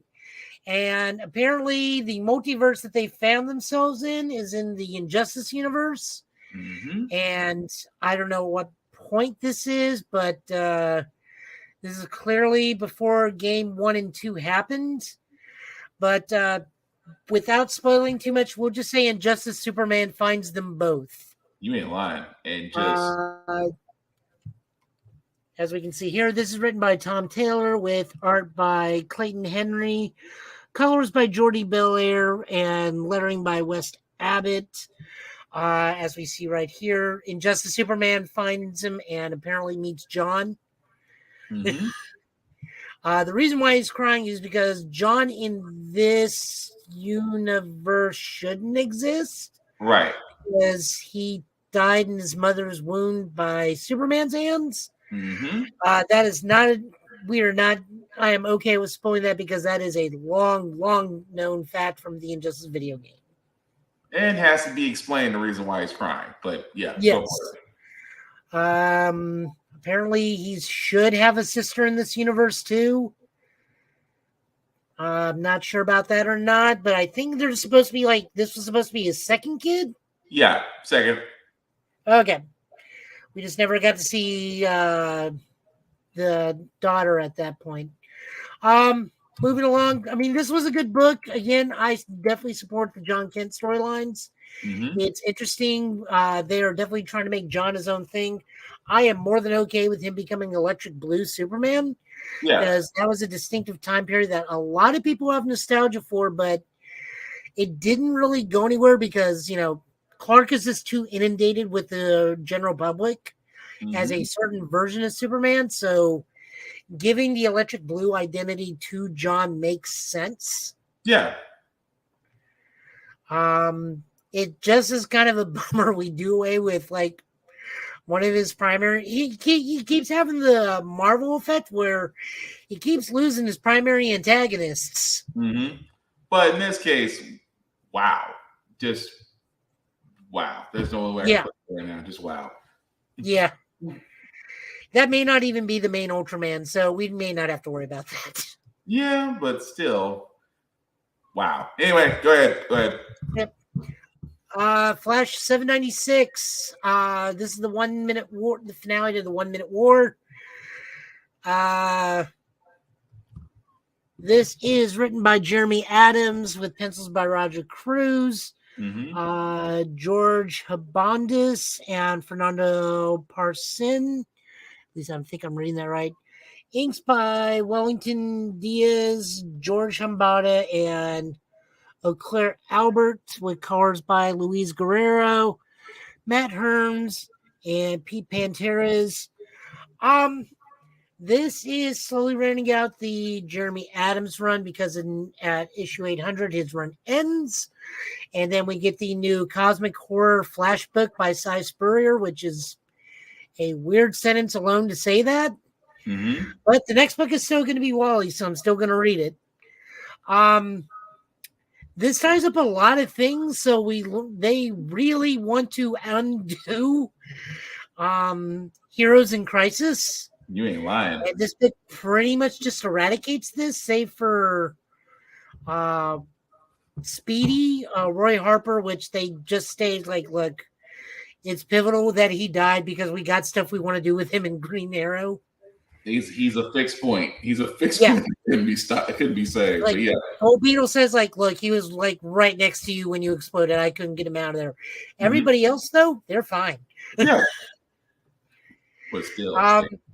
Barry wins in the 1 minute war doing something honestly kind of messed up for Barry to do, but Barry's one of those, like, you just don't make him mad. It's like when Spider-Man goes quiet, you worry. When Spider-Man doesn't do his one-liners, you should be worried. Yeah, when Spider-Man just looks at you and doesn't say anything, be very worried. When Barry Allen stops being Chipper Barry, I was going to say run, but that's pointless. Running is pointless because all you're going to do is, that's when you pretty much have Reverse Flash with a higher body count. I mean, Barry has threatened to just flat out erase people before when he's mad. So what he does in this book to end the war is really messed up. But I enjoyed it. Hey, but it was justified. Oh, yeah. No. It was justified. This works out real well. We definitely get the name of what the third West kid is going to be. Unfortunately, it's a name that is very much like Golden Age superheroes. We won't spoil it here for you guys. We're going to let that kid come out and be named properly, but we know who it is. I really do enjoy this new character, Gold Beetle. She's hilarious. I just want to know, at what point did Ted's descendants and Booster's descendants get together? That's going to be a story in itself. I'm sure it is. Did you enjoy this? Yeah, it was actually, you know what? It was actually a very good finale to the 1 minute war. I figured that's the route they wanted to go because it still kept it within the realm of things. I'm not mad about the ending at all. It just leaves it does leave an open door to something else. I'm trying to say this without spoiling it. But yeah, I mean, overall, it did keep a lot of the core characters intact. It kept the ending very well. Really wasn't any slowdown points. Everything really could be explained, even though it was explained in Speed Force style. But yeah, I loved it. I had no issues with this one. I really did like the 1 minute war. Yep. Moving on over, we got Scarlet Witch. This is written by Steve Orlando with art by Sarah Bocelli. Inking assistant is Elisabetta D'Amico. Close enough. No, I'm fairly certain it's D'Amico. We've heard enough. We've seen Gargoyles enough to know how D'Amico's said. With colors by Matthew Willis. This was an interesting episode for Scarlet Witch because we get the Marvel equivalent of the Amazons. Really is. And in the Bache, I guess is how it's pronounced. Yeah. And we get to see Wanda go toe-to-toe with Marvel's version of Hippolyta. You know how mad you gotta be to drop a house on somebody? That's a lot. Yeah. I mean, it's just really out there to like think about. It's like Wanda just dropped a house on Diana's mom.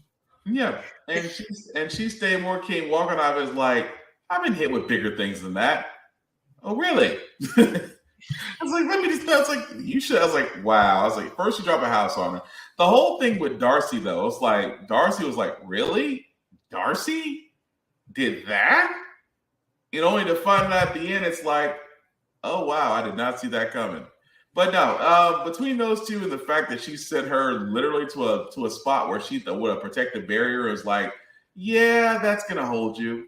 And then the twist at the end, I'm like, yeah, okay, that's setting up for something else. But no, I mean, it was a good read. I was surprised. Yeah. I was really surprised about the level of battle they went with those two. Really. Oh yeah, like the biggest thing for me is not only is this exploring the Marvel version of the Amazon pantheon or the Amazon group of Marvel, which I don't know if we've dealt with them before. No. Or this is a new thing to the book, but like we just straight up get Hippolyta. Yep. Like I know she's like in the Greek pantheon a whole bunch, but this is one of those things of you have two very different Hippolytas. Like this Hippolyta is more what's her name in DC? The redheaded Wonder Woman? Red Sonja? No, redheaded Wonder Woman, the one who killed Hippolyta. Oh, shite. I know what you're talking about. I just can't think of the name of it right now. It'll come to me momentarily, but keep going. Yeah, she acted kind of like her, were just really war-based and whatnot, and big golden armor, big sword. Like, it just threw me off. Artemis. Yeah, Artemis. There we go. It's like Artemis running around masquerading as Hippolyta with giant armor. Yeah. Like, again, it just like really threw me because I'm so used to seeing the name Hippolyta is so associated with the Wonder Woman franchise. It was a little hard to disconnect, and to see her act the way she does and whatnot just really threw me. Yeah. But it's interesting to hear you say that because you were not really thrilled with this book initially, but I can tell this one gave you like, well, this actually can turn out decently. Yeah, I mean, this actual issue was the fact that I didn't really expect, really that type of level of fighting with Scarlet Witch. Is more, I mean, you don't expect that with sorceresses, but she's like, you have heard of me, right? That you really want to fight me, and of course you have, her on the other side. It's like, what can you? What's like you witches can't take a punch, and you just literally see Scarlet Witch says like. She kind of squared up a little bit. So that's why I was like, okay, this issue was really good. I have to give you credit for that. Yeah. Mm-hmm. Now, I did toss a curveball in this one after this one because I forgot Ghost Rider issue 13 was out. But first, we're going to talk about Gambit and Rogue part 2. This is them just having a fun moment in the desert. They realize, oh, we don't have our powers. Then we time jump a little bit to where they're walking and find a small town. I guarantee you they did everything they could do to each other in that desert. Man. Because they are a wonderfully happy married couple, but Rogue's powers still are Rogue's powers. But all I can sit there no Rogue's powers. All I can sit there and say is once Gambit figured out, oh, all right. I was like, really? Yeah, the only thing that's watching us right now, Cher, is the Vultures. Yeah. It's like writing for this is Stephanie Phillips, art by Carlos Gomez, and colors by David Crowell. So they stumble upon a bar, and for whatever reason, Black Panther's there because he's looking for Manifold. Manifold's dealing with his own thing. I don't know if it's Orochis or not because they've even taken a backseat in the X books as of late because of the whole Sinister stuff. Yeah. But this takes place before the Sinister takeover. The other thing I really wanted to take a thing is the text conversation between Destiny and Mystique was hilarious. Yeah. It's like, you and Rogue always do this to me. This always happens because of you. She gets it from you, Irene. This is wow. Just wow. Although I do love the fact of how in the world that Rogue landed a shot on Black Panther. I was like, you know what? Gambit tried it, not realizing that it's not really a good idea, considering that there's a big power difference between you and Black Panther. Rogue, everything she threw into it. But no, The other thing I like about it is you think because this is a biker bar, that everyone's going to be very redneck about this or very racist towards mutants. The first person comes up to us like, hey, I recognize you because you helped save the world, clearly talking about the accident. Everybody's chill. Yeah, I mean, just completely. But no, I actually dig it. I actually did dig it, though. This was fun. I really enjoyed this book. I love Mr. and Mrs. X. This is more of it. It's so much fun. These two are so fun. Yeah. Plus, it's just nice to see a nice, healthy couple relationship or nice, healthy married relationship go somewhere. That whole thing was still funny. It's like, oh, so there's nothing but us, but desert and sand. I'm like, that's where you went with this. I ain't mad at you, Gambit. Not mad at you at all. No one's mad at Gambit. Further fun books. Joe Fixit #4. This is written by Peter David, art by Udari. We'll go with that. Sinar, and cards by D. Confini. So we didn't cover this last time. Issue 3. Wilson Fisk used mind control powder to get the Hulk. Hulk got better. And now Wilson is trying to assert his dominance over Vegas by bringing in Rhino and Shocker. Peter's still there, and we get a fight between the Hulk, the Kingpin, and the Rhino, which it's Joe Fixit, so that's pretty even playing field with Wilson being the bottom rung in that fight, but Rhino versus Joe Fixit is actually a pretty even fight because Joe doesn't have get stronger abilities. True. He's at a fixed power level, which is why even Ben, the Thing, says this is his favorite version of the Thing. Because he can actually beat him. Because he can actually outlast him and knock him out. Yeah. But Rhino's mildly comparable, I guess is the best way of putting it. Like, I feel like in the strength term, it goes Rhino from weakest to strongest for this particular thing is Rhino, then tied between Ben and Joe. Yeah. That's all right. Pete just deals with Shocker the easiest way possible. I mean, it is what it is. Does anybody got Again, I don't know why he just doesn't invest in a waterproof suit. You would think so, but no. It was good, especially the whole conversation between Bruce and Hulk. It's like, see what happens when I let you take over? We always wind up hurt. It's like, yep, that conversation will never get old. But it did have an interesting twist for this one. I definitely got no complaints. Like you said, Rhino in this case was a more considerable foe because it is Joe Fixit and not the actual Hulk. And Spider-Man still with the one-liners. Still great. It was a good issue. This actually ends out pretty soon too. Next issue is the finale. I do want to see more of this just because Joe Fixit's a fun version of Hulk. Definitely, I agree with that. Next up is that wild card that I forgot to tell you about because I forgot it even came out. I was getting pictures like crap. I forgot about Ghost Rider. I'm going to lean on you for this one because I have not yet read this issue. Yeah, sorry. I literally today as I was getting the pictures like shit. So this is Ghost Rider 13. This starts with the new arc. My Brother's Keeper is what the arc is probably being called because we finally learned what happened to Danny Ketchell this time. He's working as a demon exterminator for something called Infernal Labs, which pretty much corrupts his version of the Spirit of Vengeance because I think now he's the permanent host of Zarathos. Okay. And Johnny Blaze just has an alternate version of a demon in it. His own Spirit of Vengeance. Because like the way this book talks, like Danny's like, hey, don't trash talk the my Ghost Rider. He can actively hear you and will do something about it. Okay.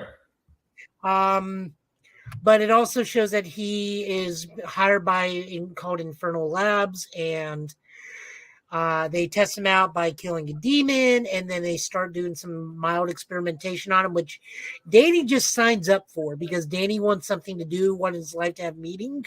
Mm-hmm. Again, because Johnny's like king, to his knowledge, Johnny's king of hell because he doesn't know what's going on with Johnny. Right. Johnny's trying to track him down because they're in Atlanta, I think, and it's just awash with green fire. So, and as we see here, Danny looks like he's part of Weapon X. I mean, I am getting Weapon X vibes. I was like, yeah, I have to go back and go read that because when I first saw the cover, I'm like, this feels like Weapon X vibes. Just from looking. Yeah, I don't know what if Infernal Lab is a normal thing for Ghost Rider. I only just started picking up Ghost Rider.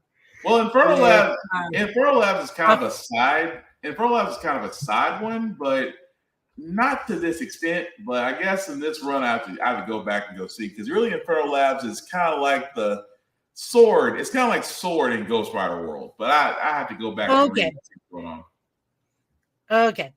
Yeah, like I said, I'm not too up with my thing. I'm Car Ghost Rider is where I started picking up Ghost Rider, and then the Percy book.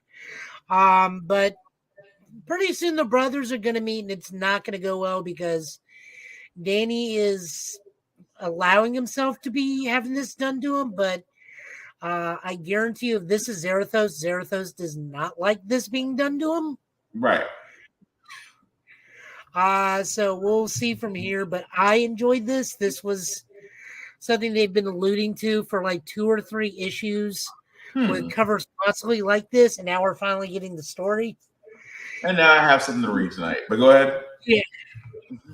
And then final book tonight, Star Trek Deep Space Nine, because we're just getting more Star Trek books all of a sudden. Oh, yeah. Also, more Deep Space Nine is always encouraged because it is my favorite Star Trek of all time. And now we get to add a lovable space corgi, which, so we thought the corgi was the Borg tech, but it turns out the corgi comes with Borg tech, which everybody in Deep Space Nine is in love with this dog. Mm-hmm. And Cisco is dealing with the ramifications of Borg tech on DS9 because he is intricately linked to the Borg. Yeah, almost as much as Jean-Luc Picard. Like the whole premise of him becoming the commander of Deep Space Nine is because of the Borg showdown from Next Generation. And his trauma of losing his first wife to the Borg and all sorts of stuff. So everybody loves this dog. The dog is hilariously cute. I do love that Ben gets right in Quark's face. Like, I've tolerated a lot of your BS, but so help me God, if you make me look bad in front of this Federation Bureau coming in, I'm teleporting you to the wormhole. Damn. And then, Quark's like, all right, fine. Removes the corgi from events. We also get to see Odo trying to hold off as much as he can and then just, becomes a corgi to go and roam with the corgi in the holodeck. I have to go back and read this. It was so much fun. I like the fact. I thought this was a one-shot. Mm-hmm. Apparently, this is a continuing series, which means I get another continuing series. Yeah. With Cisco in it, meaning more fun for me. My mind still goes back to the Q reference. Picard never hit me. I'm not Picard. It's like Q was so shocked about that. But no, I'm going to go back and read this one because I was trying to find it. I couldn't really get a hold of it, but now that I think it's available now for you to go take a look at. But yeah, I'm definitely going to go back. I think the other thing, my favorite picture in this is also, I can't remember his name. Gyrick? Is that his name? Garrick? Thank you. Yeah. Garrick being with the dog is the best picture ever. A paranoid. Because he's just kneeling beside it and giving this super happy grin with a thumbs up. Mm-hmm. Oh, and Vic Fontaine is in this too. Of course he is, because it's the holodeck. So we already know. It's the holodeck. Big Fontaine is always going to be somewhere. But no, I'm not definitely go back and read that. I'm sorry, go ahead. I said that's all of our books for this week. I really enjoyed Deep Space Nine. I can't believe I get another Deep Space Nine Ben Sisko book. This has just been fun for me. This with all the Ben Sisko love. Cool. Well, thank you, Joe, for that. Because now I got 2 books to read before I go to bed now, especially the Ghost Rider one. Because now I'm like, oh man, I have to go back and see what's going on with that. But we also do want to show love to Rick's Comic City. They do support us, and we do want to show love support to them. So if you are in the Nashville or Clarksville area, definitely check them out. As you can see from there, they actually have a shop online, rickscomiccity.com, as well as their eBay page. Definitely check them out. They have been voted Nashville's #1 place for comic book stores. They also have a 3rd location coming. Unfortunately, we don't have that information as of yet, as of when they'll be open and active. But once we do, we will definitely share that with you. So if you are in the Middle Tennessee area, definitely check them out, whether in Nashville or in Clarksville. Also, if you are not in the most Middle Tennessee area, definitely support your local comic book stores, support your local libraries, as they still are areas to where you can find the most up-to-date mangas, books, comics, and other multimedia for all your reading and viewing needs. So definitely support your local comic book stores, support your local libraries, because trust me, you will miss them when they're gone. But that being said, as we're wrapping up, Joe, anything you want people to know about what you're up to? Don't forget that we also have MTAC coming up, like literally right now. I mean, I'm not going to go because they are super strict on parking this time around, to the point where even the little lower area where usually everybody parks is no longer free until after 5 o'clock. Damn. You got to pay $18 for a shuttle lot now. There's going to be a lot of people doing Uber. There's going to be a lot of folks doing Uber, but go ahead. Oh, yeah. The other thing I want to remind everybody is Free Comic Book Day is coming up. Mm-hmm. Don't forget, this is where a lot of these scents and larger events are being previewed. I believe we are getting the first parts of Jonathan Hickman's Gods this thing, and the Hellfire Gala is going to be slowly coming up in comics for that, plus whatever DC is pitching out in their second half of the rollout of Dawn of DC. Yeah. As for me, I am re-going through Tales of Arise because PlayStation Network does carry over my saves, but the Bandai Namco says, oh, hey, we don't have cross-save things, so those 40 hours you put in, we got to do it all over again. So Shield I'll model try to stream that once a week if I can get around to it. It's, it's hit or miss because of work. Yeah. Just recently 100% platinumed all of Marvel's Spider-Man, so now it's time for me to work on Miles Morales. 100% platinum that. Then who knows from there. You can find me, all the normal socials and whatnot. I'll also be at the Nashville Cherry Blossom Festival next weekend, weather depending, because that always has like a major effect on since it's outside, right? No, I was going to say 1 in 10 chance of it being a downpour. Well, it's going to be cold tomorrow, but that's going to be fun. But no, damn, I wish I could go. I can't get out from MTAC. No matter how many ways I slice that bread, I can't get out from MTAC. But thank you. Just take your brand new son to MTAC. No, not before he has his shots. Not before he has his first shots. He can't go. We're trying to keep him isolated now. But anyway, thank you, Joe, for that. And of course, you can definitely catch him on his YouTube page, Total Justice Gaming. Of course, his Twitch page at Joe Italian last name. Also, some other shameless plugs, but we do want to show love to other folks as well. Shout out to my boy Big BZA Dot on all media, as he has his Beat channel on YouTube. That has plenty of free music for you to use. He will not do copyright strikes, but if you are interested in purchasing music, he will definitely be the person you need to talk to. So definitely check him out, Big BZA Dot on all social media. As for myself, guys, you can find me BlackBox447 on all socials. I usually do reviews on everything that I read, that I play, that I even eat. Sometimes I do reviews on eating, sometimes.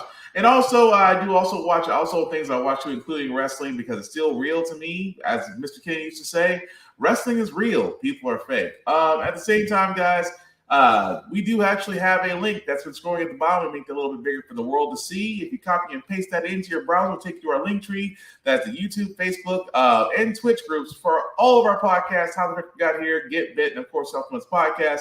Definitely like, share, and subscribe. Please give us your opinions on everything that we discussed tonight. We want to keep the conversation going. There is no right or wrong answers. It's just all good, clean fun. We are not trying to come down on anybody. I'm talking about you, Black Sands, but that's a whole nother day. But again, definitely let us know what you think. At the same time, guys, as we're wrapping this up, although we are nearing the end of pandemics, please protect yourselves. Still wear a mask in some areas, especially if you are traveling. Please stay home if you're sick. Also, if you're going to be going to places like MTAC, please, soap and water and deodorant. I'm not calling anybody, and a mask. I'm not calling anybody out, but you know who you are. That's all I'm gonna say about that. Aside from that, guys, I'm sorry. Go ahead, Joe. No, we do have one other thing. Now you can find the podcast on Stitcher and Spotify. Oh, under any type of specific name, sir? No, just the Get Bit podcast. Gotcha. Okay, so definitely check them out as we are trying to expand. We're trying to expand ourselves, our podcast, because I just realized how that sounded. But anyway, we're just trying to put ourselves out there, guys. So again, like, share, and let the world know about it. Aside from that, guys, we are all about uplifting each other, really sharing positivity, really encouraging others, celebrating the wins, because again, you never know when your turn's coming up. So simply put, don't be a dick.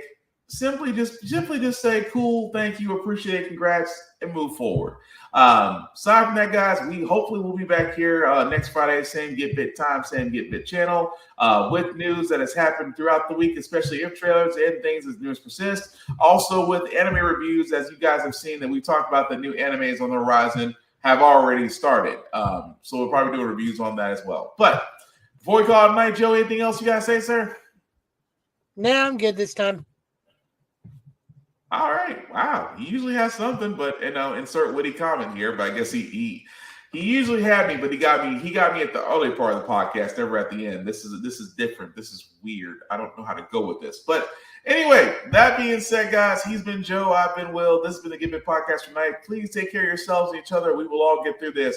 Have a great night, guys.